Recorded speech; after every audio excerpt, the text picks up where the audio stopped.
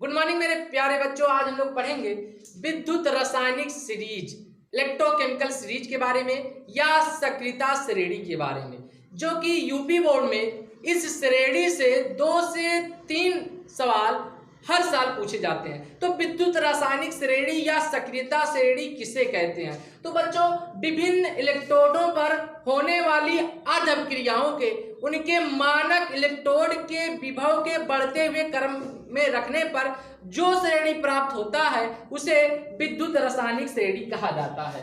विभिन्न इलेक्ट्रोडों या उन पर होने वाली अर्ध अभिक्रियाओं के मानक इलेक्ट्रोड विभवों को बढ़ते हुए क्रम में रखने पर जो श्रेणी प्राप्त होता है उसे विद्युत रासायनिक श्रेणी या बच्चों सक्रियता श्रेणी कहा जाता है। नोट, सक्रियता श्रेणी में बच्चों जो धातुएं रखी गई हैं वो अपने सक्रियता के घटते हुए क्रम में रखी गई हैं। इस श्रेणी में सभी धातु अपनी सक्रियता के घटते हुए क्रम में स्थित है। बच्चों, अब ये जो सीरीज देख रहे हैं सक्रियता श्रेणी का ये सीरीज है, इसमें धातुओं के उनके क्रियाशीलता के बढ़ते हुए क्रम में रखा गया है। इसमें जो भी आपके धातु हैं उनकी क्रियाशीलता क्या है जी, काटो बच्चों, ये हमारा जो है विद्युत रासायनिक श्रेणी या सक्रियता श्रेणी का यहाँ पर मैंने क्रम बना दिया गया है। जैसे जैसे धातु की क्रियाशीलता उनके इलेक्ट्रोड विभव के क्रम में बढ़ेगी वैसे वैसे धातु की क्रियाशीलता घटती जाएगी। जो धातु हाइड्रोजन के ऊपर स्थित है उनकी क्रियाशीलता अधिक है और जो धातु हाइड्रोजन से नीचे स्थित है बच्चों उनकी क्रियाशीलता क्या है, कम है। इस क्रम को हमें क्या करना है, याद करना है, क्योंकि इसी क्रम से हम लोग बहुत से रासायनिक अभिक्रियाओं को सीखेंगे और करेंगे। तो इसको याद करने का तरीका क्या है बच्चों? विद्युत रासायनिक श्रेणी का याद करने का तरीका है तो इसको मैं इस तरीके से याद करूंगा बच्चों। देखो, लिथियम है ना तो इसे लिखूंगा लिथियम का क्या हो जाएगा बच्चों, पोटेशियम। बेरियम का मतलब बच्चों कैल्शियम। ना सोडियम, काना। इस तरीके से याद करेंगे। मुग मतलब मैग्नीशियम। अल मतलब बच्चों एल्युमिनियम। मन जन, काना मुग अल मंजन, मैग्नीज और जिंक हो गया। इसके बाद फिर सीडी मतलब कैडमियम, कोल्ड ड्रिंक।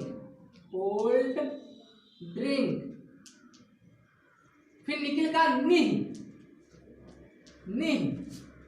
संकोच। पी मतलब लेड। हाँ जी। इसके बाद क्यों मतलब कापर।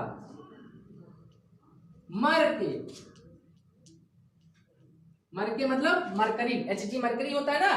आज मतलब सिल्वर, Ag सिल्वर चांदी। आई मतलब सोना। तो इस सीरीज को बच्चों अगर आप याद रखेंगे तो बहुत सी रासायनिक अभिक्रिया को आसानी से कर सकते हैं।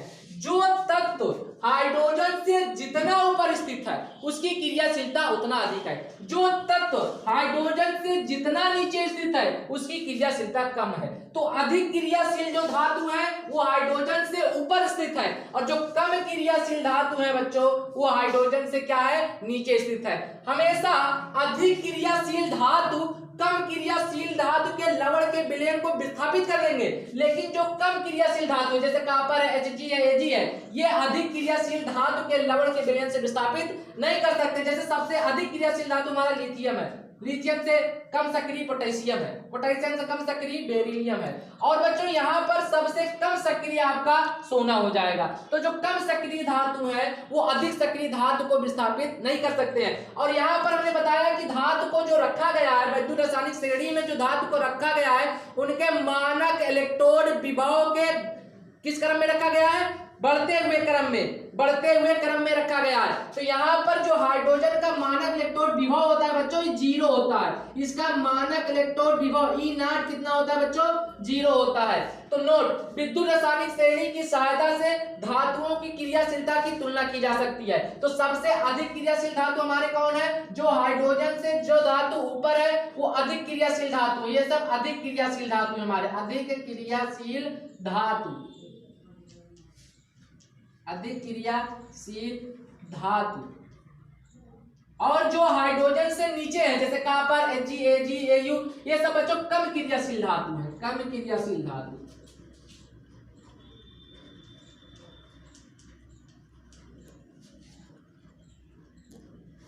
तो इस सीरीज को बच्चों जब तक आप याद नहीं करेंगे तब तक आप रासायनिक क्रिया नहीं कर सकते। एक बार फिर बता दे रहा हूं ट्रिक बच्चों, क्या याद करने का, लिख बे का न मुग अल मन जन, फिर कोल्ड ड्रिंक नी संकोच पी, हाँ जी क्यों मर के आज आई। ये सीरीज आपको याद रखना है, इससे हम लोग कई रासायनिक क्रिया।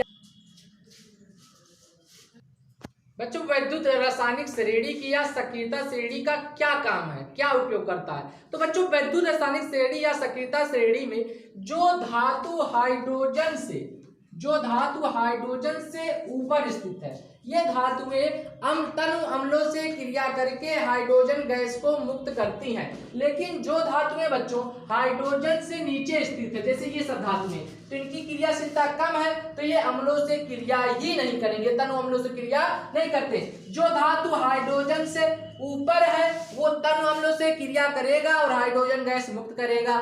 जो धातु हाइड्रोजन से नीचे स्थित है, इनकी क्रियाशीलता कम है, तो ये तनु अम्लों से क्रिया नहीं करेंगे। जैसे बच्चों मैं यहाँ अगर से जिंक की क्रिया तनु सल्फ्यूरिक अम्ल से करवा रहा हूँ, तनु सल्फ्यूरिक अम्ल से, तनु H2SO4 से करवा रहा हूँ बच्चों, तो आप देखें क्या जिंक हाइड्रोजन से ऊपर स्थित है। हाँ बच्चों, यहाँ पर हाइड्रोजन है और जिंक यहाँ है, तो जब हाइड्रोजन यहाँ पर जो है हाइड्रोजन से ऊपर कौन स्थित है, जिंक है। इसका मतलब बच्चों जिंक की क्रियाशीलता हाइड्रोजन से क्या हुई, अधिक हुई। और अधिक क्रियाशील धातु क्या करेंगे, कम क्रियाशील धातु को हटा देंगे। तो ये जिंक क्या करेगा, हाइड्रोजन को यहाँ से विस्थापित कर देगा। तो क्या बन जाएगा, यहाँ से हाइड्रोजन निकाल दो बच्चों, H2 निकाल दो, तो ZnSO4 बन गया, जिंक सल्फेट बन गया और हाइड्रोजन गैस मुक्त हो गया, H2 बाहर निकल गया। लेकिन बच्चों अगर आप इसकी क्रिया कॉपर की क्रिया तनु H2SO4 से कराएं, तनु सल्फ्यूरिक अम्ल से, तनु सल्फ्यूरिक अम्ल की क्रिया कॉपर से कराएंगे बच्चों, तो कॉपर जो है आप देखें कि कॉपर कहाँ है, हाइड्रोजन से नीचे है। कॉपर हाइड्रोजन से नीचे स्थित है, तो कॉपर की क्रियाशीलता क्या हुई बच्चों, कम हुई। हाइड्रोजन से क्रियाशीलता क्या कॉपर की क्या हुई, कम हुई। तो कॉपर कम क्रियाशील धातु है, तो तनु अम्ल से क्रिया नहीं करेगा, तो यहाँ अभिक्रिया नहीं होगा, कोई अभिक्रिया नहीं होगा, कोई अभिक्रिया नहीं होगा, कोई अभिक्रिया नहीं।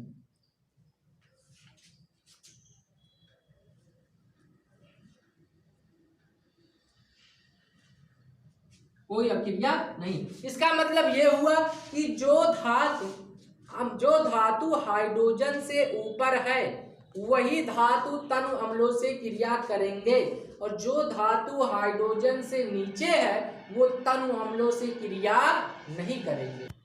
अगला बच्चों वैद्युत रासायनिक श्रेणी का उपयोग या सक्रियता श्रेणी का ये उपयोग है कि जो अधिक क्रियाशील धातु हैं वो कम क्रियाशील धातु के लवण के विलयन से विस्थापित कर सकती हैं, लेकिन कम क्रियाशील धातु अधिक क्रियाशील धातु के लवण के विलयन से विस्थापित नहीं कर सकते। जैसे बच्चों मैं एग्जांपल लेके आपको समझाता हूं कि जैसे आप अगर आयरन की क्रिया कॉपर सल्फेट से कराएंगे, आयरन की क्रिया कॉपर सल्फेट से कराएंगे, तो आप यहां पर देखें कि आयरन हाइड्रोजन से क्या है, ऊपर है, और हाइड्रोजन से नीचे कौन है, कॉपर है। तो आयरन की क्रियाशीलता क्या हुई बच्चों, अधिक हुई, किसकी अपेक्षा, कॉपर की।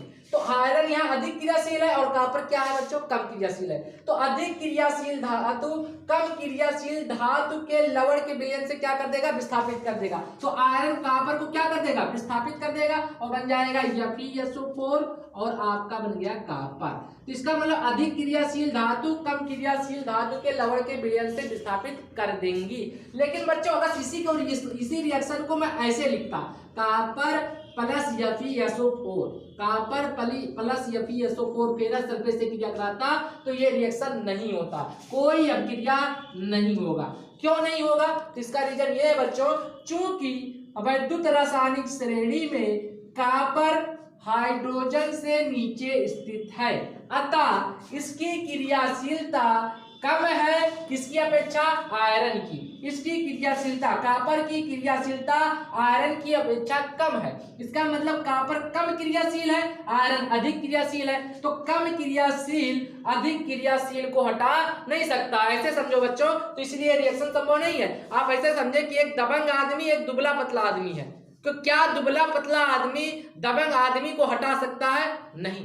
लेकिन दबंग आदमी दुबले पतले आदमी को क्या कर सकता है? लात मार के हटा सकता है, मतलब उसको विस्थापित कर सकता है। लेकिन दुबला पतला दबंग आदमी को विस्थापित नहीं कर सकता, क्योंकि दुबला पतला आदमी की क्रियाशीलता कम और जो मोटा ताजा आदमी है उसकी क्रियाशीलता अधिक है। तो अधिक क्रियाशील कम क्रियाशील धातु को क्या करेंगे? हटा देंगे। लेकिन जो कम क्रियाशील है वो अधिक क्रियाशील को हटा नहीं सकता। इसी वजह से कॉपर FeSO4 से रिएक्शन नहीं करेगा, जबकि आयरन कॉपर सल्फेट को कॉपर से विस्थापित कर सकता है। बच्चों विद्युत रासायनिक श्रेणी या सक्रियता श्रेणी का अगला उपयोग ये है कि हम इस श्रेणी का उपयोग करके किसी भी धातु की सक्रियता के बारे में जान सकते हैं। सक्रियता श्रेणी की सहायता से धातुओं की अभिक्रियाशीलता की तुलना की जा सकती है कि कौन सा धातु कम क्रियाशील है, कौन सा धातु अधिक क्रियाशील है, ये हम लोग सक्रियता श्रेणी से जान सकते हैं। जैसे बच्चों यहाँ सवाल दे रहा है कि कुछ तत्वों के इलेक्ट्रोड विभव इस प्रकार है। जैसे बेरियम का इलेक्ट्रोड दिया है -2.90 वोल्ट और मैंगनीज का इलेक्ट्रोड दे रखा है -1.18 वोल्ट और आयरन का दे रखा है बच्चों -0.44 वोल्ट और कॉपर का दे रखा है बच्चों +0.3 वोल्ट, +0.3 वोल्ट कॉपर का दे रखा है।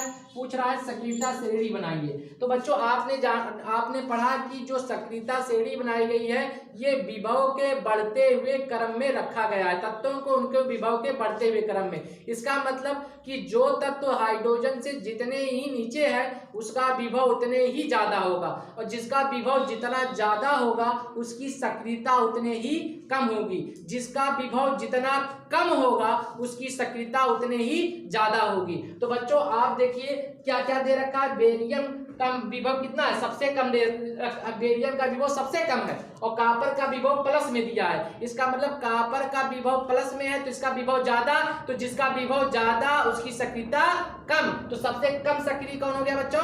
कॉपर। और सबसे अधिक सक्रिय कौन हो गया? बेरियम, क्योंकि इसका विभव सबसे कम, जिसका विभव सबसे कम उसकी सक्रियता सबसे ज्यादा। तो सबसे ज्यादा सक्रियता श्रेणी का आर्डर जो हमारा बनेगा बच्चों, सक्रियता श्रेणी का क्रम, सक्रियता श्रेणी का क्रम बनाना है तो इसका आंसर हो जाएगा सक्रियता श्रेणी का क्रम में सबसे कम विभव किसका है बच्चों? बेरियम का। तो सबसे ज्यादा बेरियम बनेगा। अब इसके बाद किसका जो है आ रहा है विभव सबसे कम? मैंगनीज का, तो मैंगनीज हो जाएगा। फिर किसका आ रहा है बच्चों? आयरन का, आयरन हो जाएगा। और सबसे कम जो है किसका आ रहा है बच्चों? सबसे ज्यादा विभव किसका है? कॉपर का। जिसका विभव ज्यादा उसकी सक्रियता कम, जिसका विभव कम उसकी सक्रियता ज्यादा। तो इसका मतलब विभव कॉपर का ज्यादा है, प्लस में है, तो इसका मतलब इसकी सक्रियता क्या है बच्चों? कम है। तो सबसे कम सक्रिय मेरा कॉपर हो गया। इस तरीके से हम लोग सक्रियता श्रेणी विभव के जरिए जो है बना सकते हैं। अब बच्चों सक्रियता श्रेणी का उपयोग हम लोग कैसे करेंगे, किस तरीके से सवाल पूछते हैं ये देखते हैं। तो बच्चों सवाल कह रहा है कि क्या कारण है कि कॉपर सल्फेट विलयन में डूबी हुई लोहे की कीलों पर तांबा जम जाता है। तो बच्चों देखिए कॉपर सल्फेट ले रहा है और लोहे की कील, लोहे की कील मतलब Fe और कॉपर सल्फेट मतलब CuSO4, कॉपर सल्फेट का विलयन ले लिया। तो आप बच्चों ये आपने सक्रियता श्रेणी को मैंने याद भी करवाया और देखा भी है कि सक्रियता श्रेणी में आयरन कॉपर से क्या है, ऊपर स्थित है। इसका मतलब आयरन की क्रियाशीलता अधिक है और कॉपर की क्रियाशीलता कम है। तो अधिक क्रियाशील धातु कम क्रियाशील धातु के लवण के विलयन से विस्थापित कर देते हैं। तो आयरन की क्रियाशीलता अधिक है तो क्या करेगा, कॉपर को हटा देगा, विस्थापित कर देगा। तो क्या बन जाएगा बच्चों, FeSO4 फेरस सल्फेट, और कॉपर हमारा क्या हो जाएगा बच्चों, मुक्त हो जाएगा। तो ये कॉपर मुक्त होकर के कहाँ जमा होगा, आयरन के ऊपर। तो इसका रीजन हो गया कि जो है आयरन की क्रियाशीलता अधिक होने के कारण कॉपर सल्फेट के विलयन से क्या कर देता है, कॉपर को विस्थापित कर देता है, और जो मुक्त हुई कॉपर होती है वो आयरन पे क्या हो जाता है, जम जाता है, इसी वजह से। अगला सवाल देखो बच्चों, कह रहा है कि तांबा जो हमारा है वो सिल्वर नाइट्रेट विलयन से सिल्वर को क्या कर दे रहा है, विस्थापित करता है। किंतु सिल्वर जो हमारा सिल्वर है वो जिंक को जिंक नाइट्रेट विलयन से विस्थापित नहीं कर पाता। रीजन बताओ। तो बच्चों वही रीजन वही है जो ऊपर था। क्या रीजन कह रहा है कि कॉपर सिल्वर नाइट्रेट से, बच्चों देखो ये कॉपर और ये है सिल्वर नाइट्रेट AgNO3।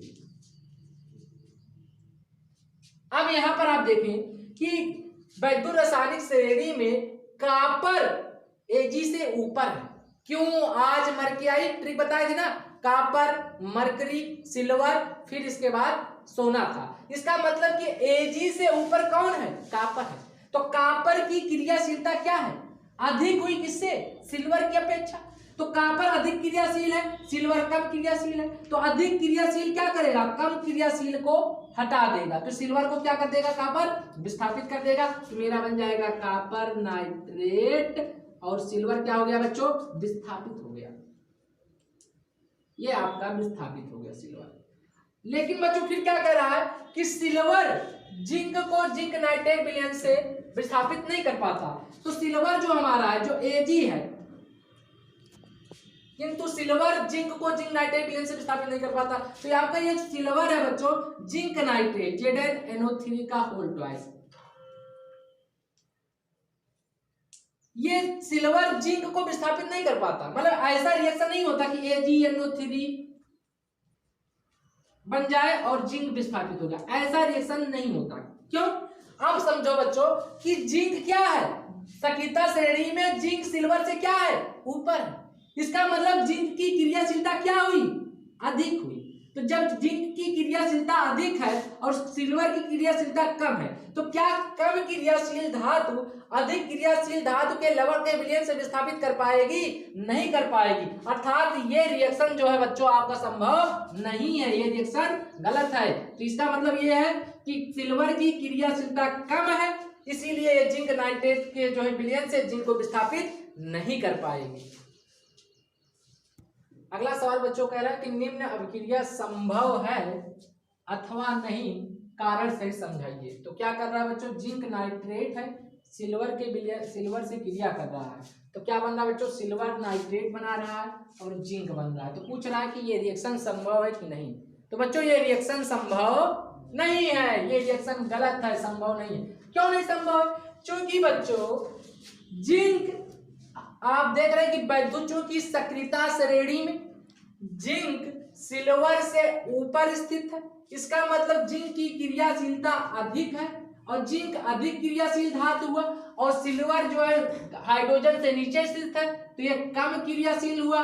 तो कम क्रियाशील जो है धातु अधिक क्रियाशील धातु के लवण के विलयन से विस्थापित नहीं कर सकती है। इसी वजह से ये रिएक्शन संभव नहीं है, क्योंकि यहाँ पर सिल्वर जिंक को विस्थापित कर दे रहा है, जबकि इसकी क्रियाशीलता कम है और जिंक अधिक क्रियाशील है। बल्कि जिंक सिल्वर को कर सकता है लेकिन सिल्वर जिंक को नहीं कर सकता, इसलिए रिएक्शन संभव नहीं है। तो ऐसे सवाल पूछे जाते हो बच्चों कि रिएक्शन संभव है कि नहीं। तो हमें सक्रियता श्रेणी को लिखबे काना मुगला मंजन फिर कोल्ड ड्रिंक निसंकोच पी, हाँ जी क्यों आज मर के आई, ये श्रेणी आपको याद रखना है बच्चों, क्योंकि तभी हम बता सकते हैं कि कौन अधिक क्रियाशील है कौन कम क्रियाशील है। अगला सवाल कह रहा है कि कॉपर सल्फेट के जलीय विलयन में लोहे की छड़ डालने पर विलयन का नीला रंग धीरे धीरे क्यों गायब हो जाता है। तो समझते हैं बच्चों, कॉपर सल्फेट का विलयन है, कॉपर सल्फेट और इसमें हम लोग क्या मिला रहे हैं, लोहे की छड़, मतलब बच्चों Fe।